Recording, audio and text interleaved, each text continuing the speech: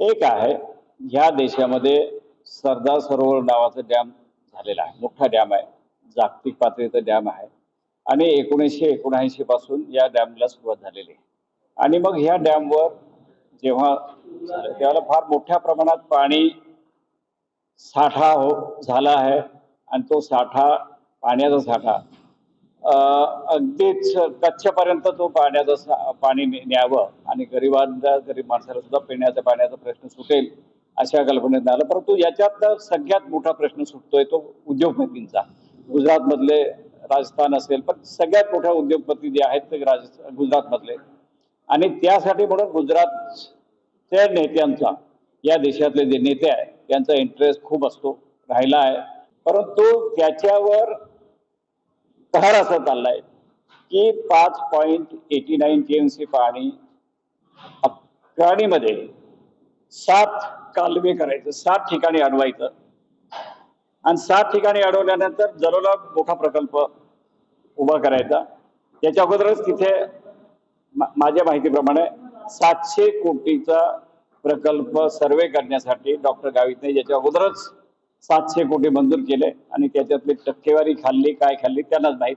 पण तो खर्च केला आणि त्यावेळेला दाखवलं गेलं की हा बोगदा करणं फिजिबल आहे. पण माझ्या माहितीप्रमाणे हा फिजिबल होऊच शकत नाही. त्याचं कारण असं, हे पाणी साठवून खाली कुठेतरी आणायचं असं दाखवलं जातं. पण माझा त्याला विरोध असा आहे, विरोध म्हणण्यापेक्षा माझं स्पष्ट म्हणणं आहे की प्रकाशा बॅरेज गेले 41-42 वर्ष झाले. सारंगखेडा असेल, त्याच्या पुढचा जो आहे सुलवाडा, हे 3 बॅरेजेस आहेत. त्या बॅरेजमध्ये 7.25 टीएमसी पाणी पडून आहे. 41-42 वर्ष झाल्यानंतर सुद्धा त्या पाण्याचा उपयोग करता आला नाही तुम्हाला. आणि मग पहाडातलं जे आमचं हक्काचं पाणी आहे, आमच्या घराच्या शेतावर पडलेलं पावसाचं पाणी, ते सुद्धा नर्मदा म्हणजे उदय नदीमधनं किंवा इतर नद्यांमधनं वाहून जाऊन नर्मदेला जाणार आहे. ते अडवायचं, त्याचा अधिकार कोणाला? गुजरात सरकारला, म्हणजे किंवा देशाचे पंतप्रधान आणि मग अमित शहा यांनाच अधिकार. आणि मग हे पाणी आमचं नाही का? मग आमच्या वाट्याला काय? ते मिळणार, आम्हाला काहीच मिळणार. 33 गावं डूब क्षेत्रात गेली, अजून आता 7 गावं डूब क्षेत्रात जाते. 7 ठिकाणी ते पाणी अडवलं जात आहे. नदी नाल्यामधनं जे पाणी वाहून जाईल ते एका ठिकाणी अडवायचं आणि मग त्यातनं बोगदा करून खाली कुठेतरी आणायचं, असं तो प्लॅन आहे. त्यासाठी त्यांनी 5,548 कोटी 4 लाख रुपये द्यायचं मान्य केलेलं आहे. मग हा पैसा एवढा खर्च करून मग आमचा पर्यायी प्लॅन आहे. मी मंत्री असताना मी प्लॅन करून ठेवलेला आहे. आम्ही वीज निर्मिती करू, डॅम करू, आमचं पाणी आम्हालाच द्या. मग हा खर्च जो आहे कदाचित आम्हाला कमी खर्च येईल, परंतु आमचा प्लॅन आहे. आणि मग हा तुमचा जो प्लॅन आहे हा चुकीचा प्लॅन आहे, म्हणून आमचा विरोध आहे त्या प्लॅनला. सगळे टक्केवारी कमवण्यासाठी राज्य सरकारला सरकारच लुटतंय. सरकारमधलं जे मंत्री आहेत ते सरकारला, आणि हा जनतेचा पैसा आहे.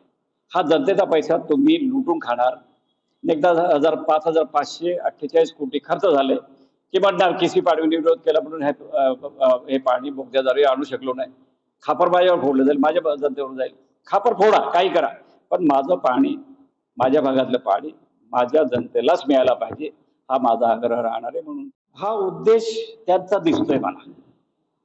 ठराविक लोकांना याच्यातनं टक्केवारी काढून खेळण्यासाठी. कारण 2002ला हिना गावितने माझ्यावर आरोप केले होते, मी पालकमंत्री होतो त्यावेळेला. केंद्र सरकार पैसे द्यायला तयार आहे, पण राज्य सरकारचा अडचण आहे, अडथळा आणतायत राज्य सरकार. केसी पाडवीने पालकमंत्री त्यांनी हा प्रस्ताव पाठवावा आणि पुढे जाऊ द्यावा. म्हणजे डॉक्टर गावित नेहमीच 700 कोटीचा सर्वे करण्यासाठी जो प्रस्ताव, याच प्रोजेक्टसाठी 700 कोटी मंजूर केल्याचं मानलं जात आहे. आणि ते 700 कोटीमध्ये जे काय टक्केवारी खाल्ली, परत त्यांना टक्केवारीच खायची आहे. आणि मग आता ते खासदार जरी नसल्या तरी डॉक्टर विजयकुमार गावित हे सरकारमध्ये आहे, ते आजारी आहेत आता या क्षणाला. असं जरी असलं तरी ते काय ठरलेलं आहे. आणि मग हिना गावित आजही तेच बोलेल. आणि मग आज कोणीतरी पत्रकार परिषद घेऊन घेतलं की सांगितलं की आम्ही सरकारचं फार आभारी आहोत. अरे काय सरकारचा आभारी आहोत? आमच्याच भागातले गावं डुबतायत, आमचाच माणूस मारला जातोय. मग अशा वेळेला तुम्ही त्यांचे आभार का मानतात? म्हणून ते ठराविक लोकांचा इंटरेस्ट ह्याच्यात आहे. तुम्ही प्रश्न विचारलेल्या प्रश्नाला उत्तर आहे.